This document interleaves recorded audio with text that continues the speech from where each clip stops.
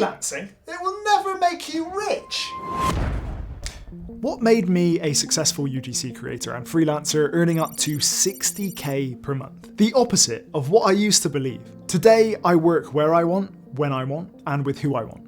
And I don't say that to flex, I say that because 8 years ago, I was burnt out, broke, and bouncing between business models. And in just the last 2 years, everything's changed. Now, this video will fast track what took me years. The hard mistakes, the dumb beliefs, the turning points no one talks about. If you've got a phone, soft skills, and some belief, you can turn it into a real business without chasing followers, faking a personal brand, or selling your soul. Oh, you were still waiting for that box to hit me? Don't. I need your full attention on what I'm about to teach you, because this right here is where things start to shift. Okay, lesson 1. Start where you are, even if you hate it. Now, I used to roll my eyes at Fiverr and Upwork. Thought they were just for beginners with no direction, no ambition. I wanted to be the magnet for clients. Get those sexy inbound leads, be the brand people chased. But the truth, I had no results to show for, no system, no money, and a fat ego. Proposing to gigs on a job board felt like begging. Setting up Fiverr gigs felt like grunt work. It made me feel like I was above it all. But guess what? I wasn't. I remember my very first job like it was yesterday. It was $600 as the first job on Upwork, to walk and talk for a car reseller. It was stupidly simple, stuff I've been training for 5 to 7 years, building my own personal brand which got to nothing. Something I do for free on a good day. And I landed it within 3 to 5 proposals, not after 1,000 rejections that you get on CV job posts nowadays from people graduating university. That moment slapped me away. So I humbled myself. I dove into Fiverr Pro and Upwork with real energy. And suddenly I found premium clients, big budgets, monthly retainers, the whole works that began turning into 20k minimum months across both channels and also independently. That low ticket mindset, well, that was my mindset, not theirs. Always remember, you don't wait to become the brand, you build it. You build it through showing up when it's uncomfortable, through delivering value before you feel ready, through turning opportunities into outcomes and real people into real testimonials. The version of you that gets chased by dream clients, that version is shaped by the silent wins, the boring consistency, and the guts to start when it's not very glamorous. You build the brand one solved problem at a time, and every invoice paid, every message of thanks, every "we loved working with you" is another brick laid. Because magnetism, it isn't a vibe, it's earned, and you earn it with action, with proof, with persistence. You don't need to wait until your portfolio is squeaky shiny, you just need to move now. And I love the maxim, work like it's your plan, pray like it's God's, and it will get you there. Next up, lesson 2. You already know what you should be doing. The signs are already there. You're just ignoring them. You just don't want to admit it. I kept bouncing around. One week I was a personal trainer, the next the coach, then trying to build some content, trying to be funny, build skits, and just get a bit of attention and validation from social media. It was like I had career commitment issues, but the signs, they were there the whole time. I remember an acting agency getting me onto a quick project for a surfing brand, and a film director once said on set, "You're a natural presenter." A uni friend then popped up years later with a DM saying, "Josh, why aren't you on camera for brands?" And then my own father-in-law, he straight up said to me, "Josh, you should be doing this camera stuff professionally." I didn't listen. I chased what was trendy instead of what was true. Then rock bottom hit. Bank account screaming, energy gone. And out of nowhere, my dad sends me a random Upwork link. He said, "Go on, try Upwork out." That was the last final straw on the donkey's back. It was the shove, and I gave in. And here's what I learned here. Your niche, it isn't something you find, it's something you finally admit. The clues have been in your DMs, your compliments, your gut from people you trust. You're not looking for confirmation, you're aching for clarity. And I always go by the maxim, 3 times a charm. If you're starting to see coincidences as a pattern, as 3 is a pattern, then listen to that. Don't see it as an anomaly that's just coincidence, because it's likely God communicating to you that you've got a talent untapped, and it's a way to lead with faith that this could be right for you. Lesson 3, know the game before you try to coach it. Don't skip the operator stage. Ah yes, the classic. Let me build an agency before I've built myself. That was me. I tried outsourcing too early, editing, writing, even talking to clients. I wanted to be the CEO, but I didn't even know how the moving parts worked. It wasn't until I rolled up my sleeves and edited my own videos, wrote my own ads, answered the messages myself, that's when I sharpened my edge, understood the process. I became bulletproof to nonsense. And when I eventually hired people, I knew exactly what to look for and how to coach them. It's like my time having graduated university, going into a graduate program at Lidl, a discount retailer in the UK, which is blowing up right now. But the best managers, I do remember, they started on the shop floor, the grassroots, stocking shelves, handling customers. They knew what the job actually took from head to toe. That kind of experience, you just can't fake it. People sniff it out, and that's where leaders are born. So don't skip the operator stage. Mastery comes before management. Operator before owner, always. Lesson 4, don't accept every client, even when you're broke. Because trust me, toxic clients will cost you more than they pay. I've been there. You're desperate, the bills are due, and a new client rolls in with a pulse and a budget. Any budget. You say yes, thinking it's survival, that you feel worthy, wanted. And in that silent darkness, you want to say yes to anything, but I assure you, rest on it. There's always a corner to turn. But what you may be walking into is sign a contract with chaos. There was one guy, without any briefs or demands, called me bro in emails, but expected cinema quality video on a McDonald's receipt budget. Kept shifting deadlines, passive-aggressive feedback. We need this to be perfect. Perfect is subjective. And I struggled all night on revisions, doubting my own skills and just stressing and going backwards with the hairline prematurely. I don't need more hair follicles gone, do I? I doubted my own skills. I was bending over backwards to keep them happy, revising things out of scope, replying to messages at midnight. Then I stumbled on something called the drama triangle. In my relationship coaching days, it's all about the victim, rescuer, and oppressor. They all need to be within the equation to operate a form of chaos. And triangulate, meaning they need to be present in order for the dysfunction to continue. And I realized I was the rescuer, playing the hero in someone else's control fantasy. I remember that night clearly. I closed the laptop, sat back, and I just breathed.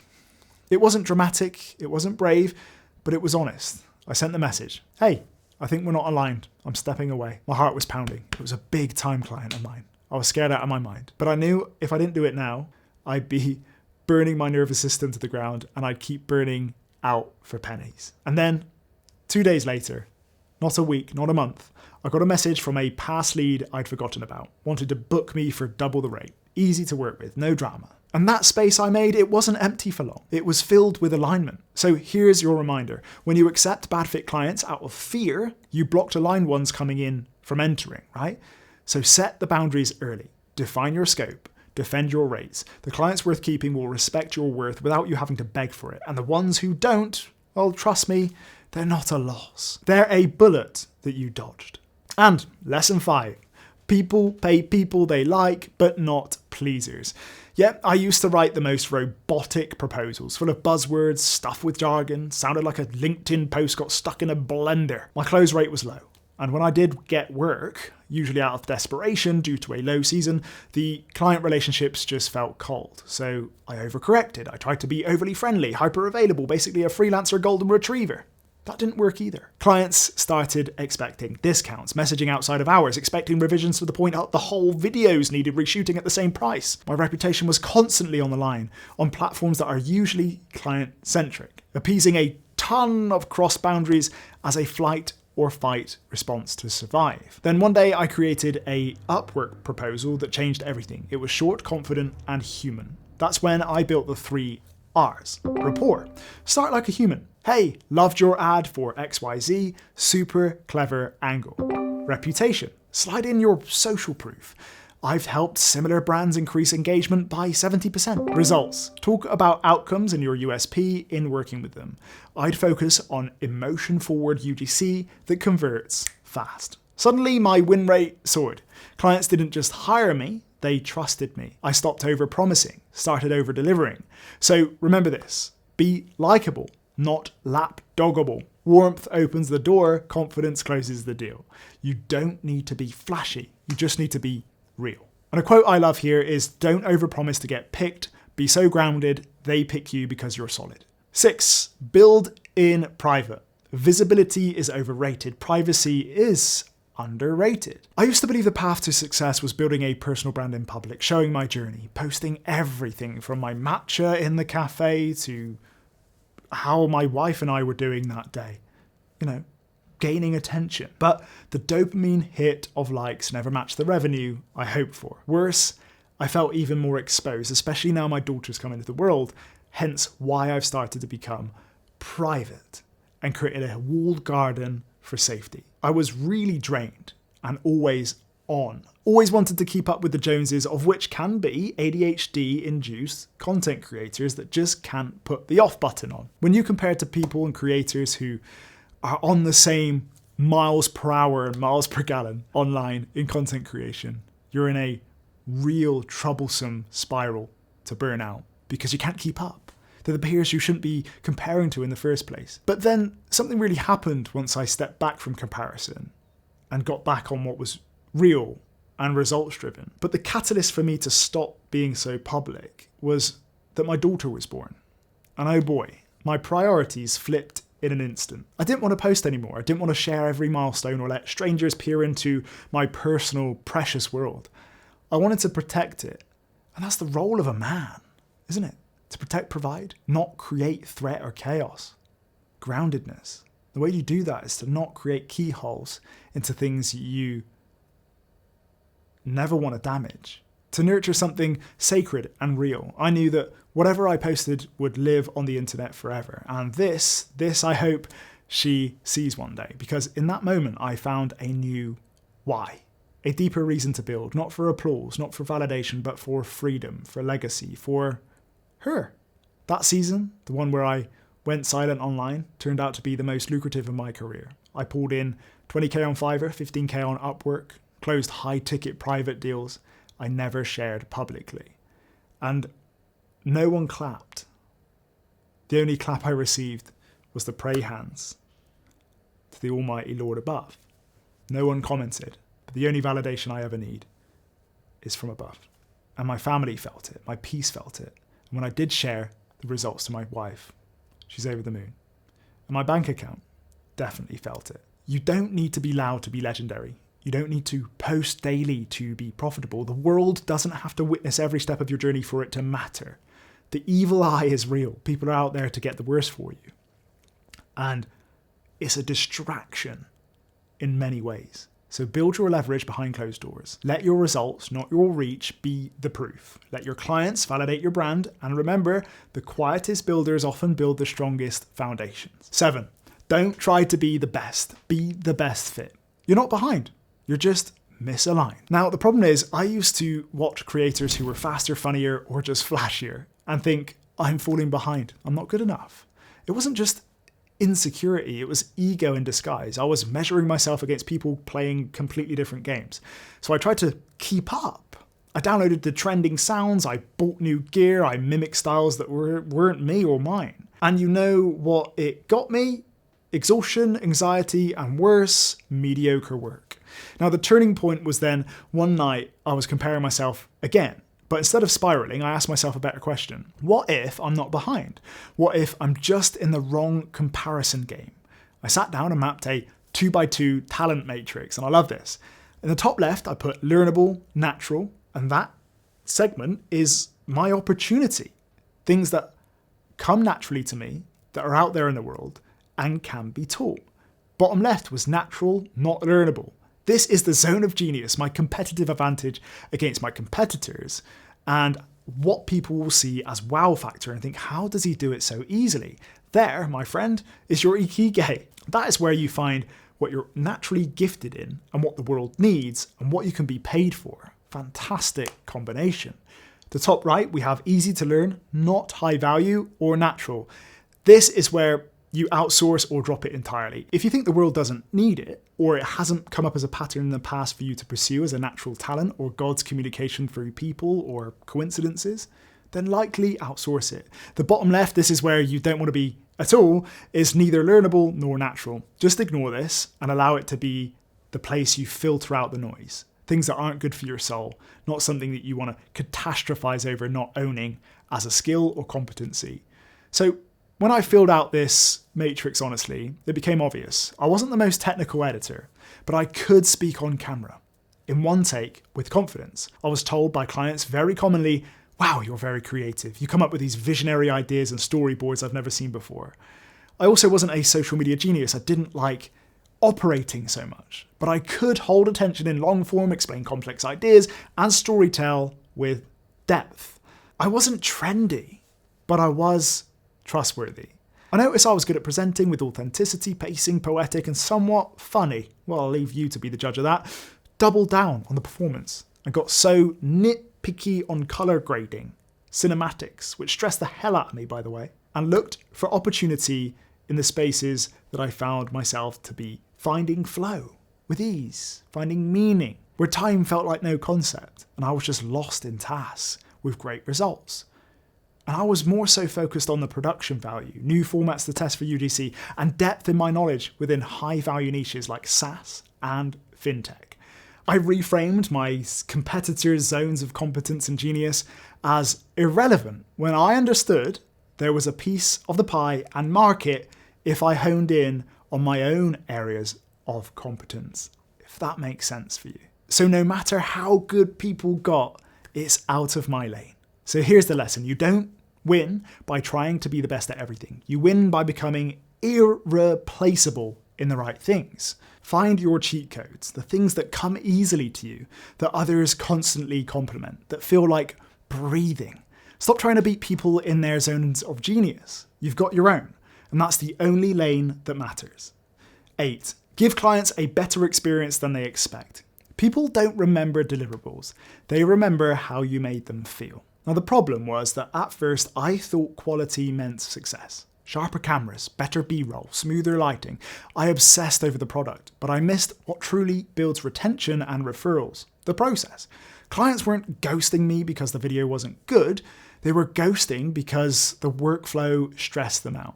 No clear delivery dates, messy Google Drives, and vague communications. Now, the turning point was this. One SaaS client messaged me saying, honestly, the reason why we worked with you and keep working with you is because you think for us. And that changed my philosophy.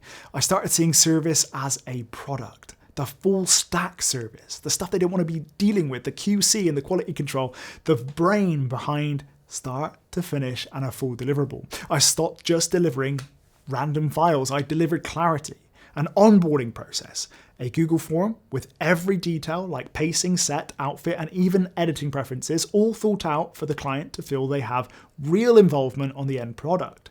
Then Frame.io for things like feedback cycles that were super easy. That was only $15 a month, well spent.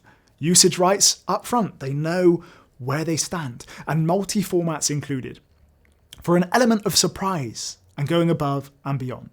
Clients went from saying, cool video, to this was the easiest project we've ever done. And funnily enough, clients remember the start and the finish of a process. They want to feel the trust and the rapport, and you know you've got their back at the beginning. And they also want to leave with a nice nugget of refreshment, like the cold towel you get after a massage. It's one of those. Clients aren't buying just the final video. They're buying the way they feel working with you. Make it easy, predict their needs, leave them with surprises from head to toe, leave no mess behind, and they'll come back. Not because of price, but because of peace. 9. You're not as replaceable as you think. I got this from another freelancer I know on Upwork, and he said, what protects us from AI? He said, what do you think about our job? Do you think we're going to be replaced by AI? What protects you from AI isn't output, it's ownership. The problem is, when AI tools exploded, I also panicked. Clients were asking if they could generate scripts with ChatGPT, use HeyGen avatars, cut editors with Runway. At one point, I seriously wondered if UGC creators were done for. It felt like the floor was just falling out. But my turning point was then that I started seeing the backlash. The TikTok where Google's full AI conference got roasted when they launched Google VO3. People were commenting, didn't feel anything. No humans equals no business. Good luck for our ADHD. People are aware.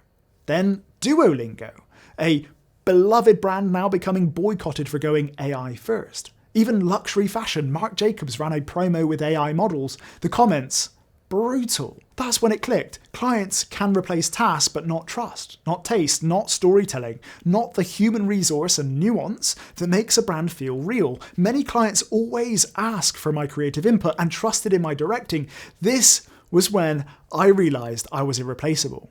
If I knew my craft and what brought results. So the lesson here is you win by building IP and intuition, frameworks, point of view, market taste, real world experience. AI can write a script, but it can't decide if the story resonates. It can edit a video, but it can't feel the tone. It can't sit in a client meeting and say, here's what your brand really needs. So if AI can do what you do, you were never the product. You were the labor. 12. Masculinity, momentum, and meaning.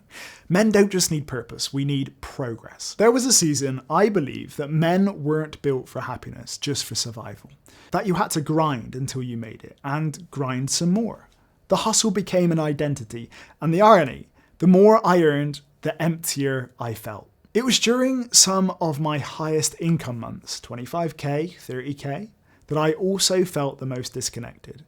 I was in Thailand, living in paradise, but I skipped beach walks with Jazz, delayed calls home, put off buying flowers or writing her a note. Everything got sacrificed at the altar of work. There was a night I cancelled a dinner last minute because a client asked for a revision, and I felt nastily guilty for it. My wife didn't say anything, but I saw it in her eyes that's when I realised money doesn't buy peace, progress does. And progress isn't more. It's movement that matters, movement that aligns with your values. So masculine fulfillment isn't about always being in fight mode. Provider. We're built for cycles. We're also built for cycles. Fight and rest. Rest and digest. Grit and grace. We need friction, yeah, and challenge and exertion, but it needs to be in the right arena. And I started tracking progress through meaningful metrics. A high-ticket client paying more for less. A calm morning without client fires and more time with my daughter. A finished video that felt creatively me. A day with zero context switching. A handwritten note to Jazz. Those were the wins, and they finally felt like progress. And that's the issue when we idolize money. As many entrepreneurial business gurus out there will put money on a pedestal, but it's not massively all that matters. And to simply break down the masculine performance period, at the bottom we have regulation and recovery, a little bit like Maslow's hierarchy of needs. This is our core necessity and one we need to get right.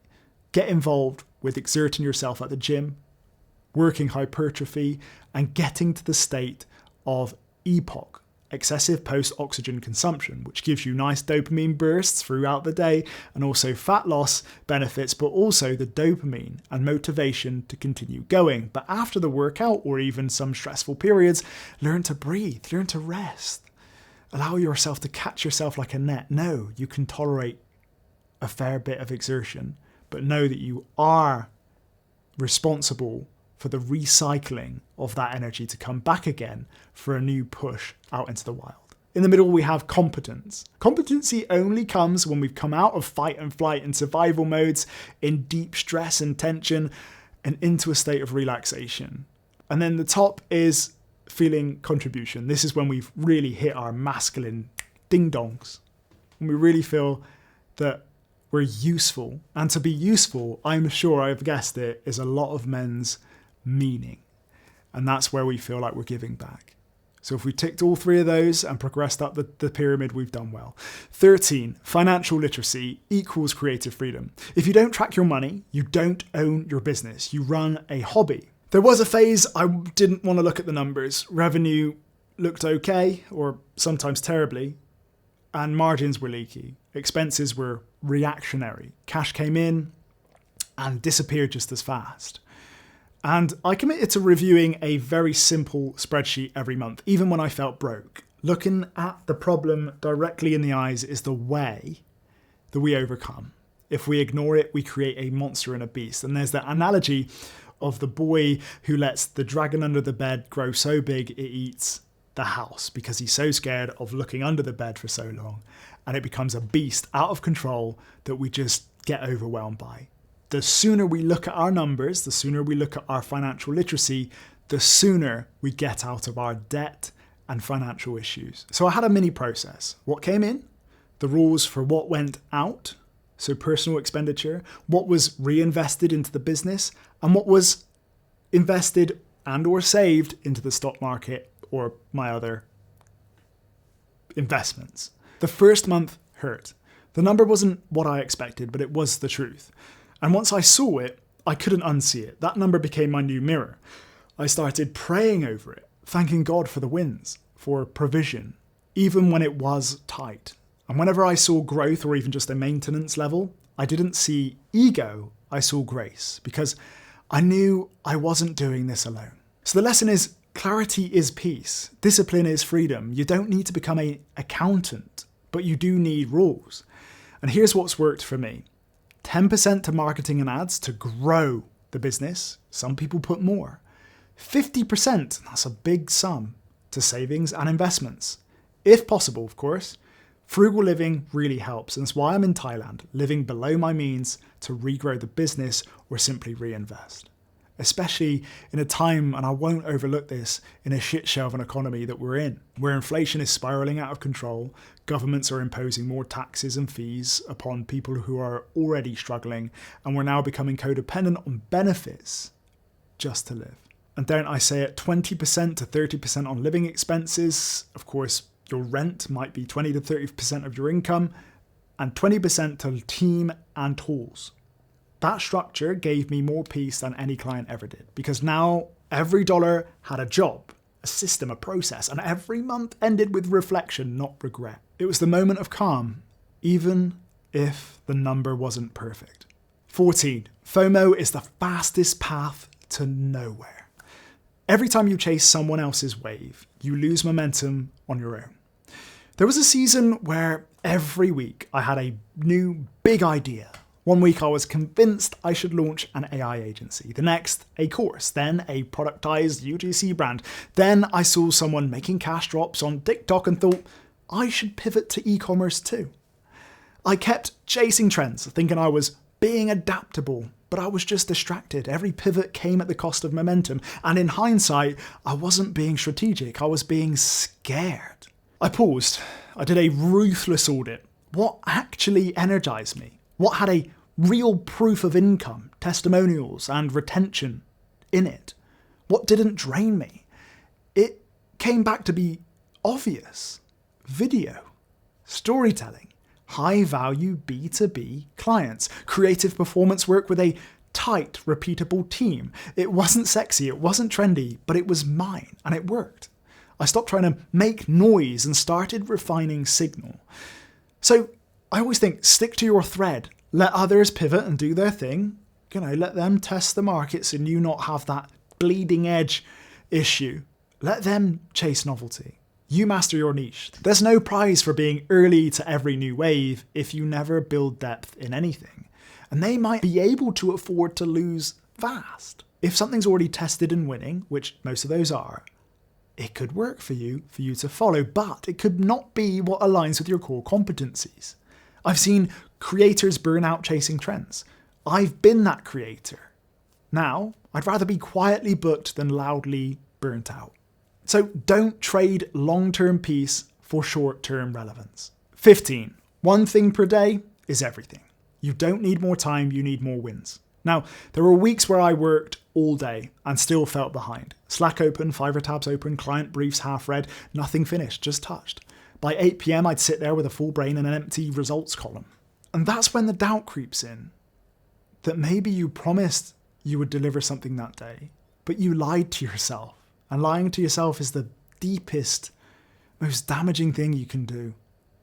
Be true to your word from the morning, and a system with a calendar can help you. I didn't need more hustle. I needed closure, and I hope that helps. I picked one rule, one needle mover per day. Just one thing that moved my business forward, and especially when you're slightly depressed or brain fogged because you've been trying so hard or slightly burnt out, please simplify the process.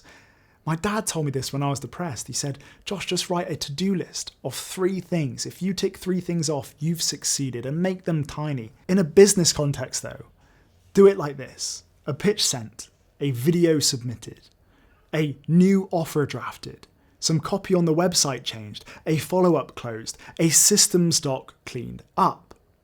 And I tracked it like a streak. By the end of 30 days, I had 30 concrete wins. It compounded over time. The blur became momentum. My confidence returned because I could see the bricks stacking. So success isn't built in 10-hour sprints. It's built in 1-hour focus blocks, repeated daily. Choose one thing per day that sharpens your skill, builds your rep, or increases your revenue. Stack it, trust it. Momentum is built on boring consistency, not chaotic creativity. Let's imagine this for a week in my life. On Monday, I closed a 2.5K UGC deal. Tuesday, sent 10 Upwork proposals, optimized Fiverr ads. Wednesday, finished a landing page via SellScript. Thursday, shot client projects. Friday, team management.